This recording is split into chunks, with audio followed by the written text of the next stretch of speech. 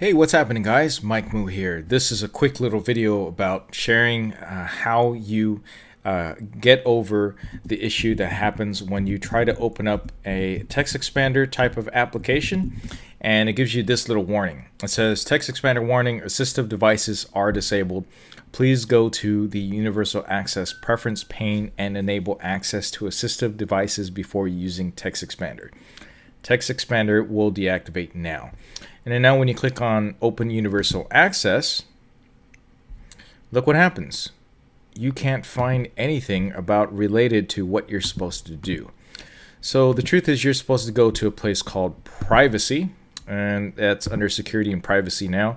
And this is because it's an update of Mac OS, and this is the current latest version of Mac OS right now, which is OS High Sierra 10.13.6.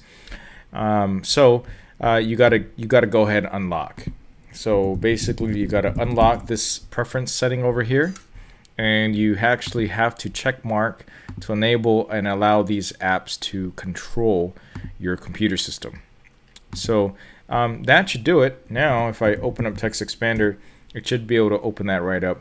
I record this video not just for myself, but for everybody who's running into that same problem.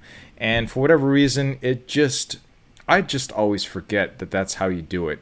So then I rack my head about, God dang it, where exactly is this setting? Well, there you go. That's what it is. It is now under Security and Privacy. It does not have anything to do with accessibility where it used to be located.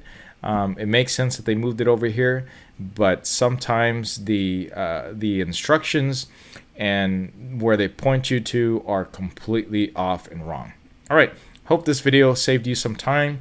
I know it's going to save me some time when I have to restore my Mac for whatever reason, and that's exactly why I ran into this problem again. All right, please give this a like, subscribe for more. Thanks for your support. We'll catch you in the next one.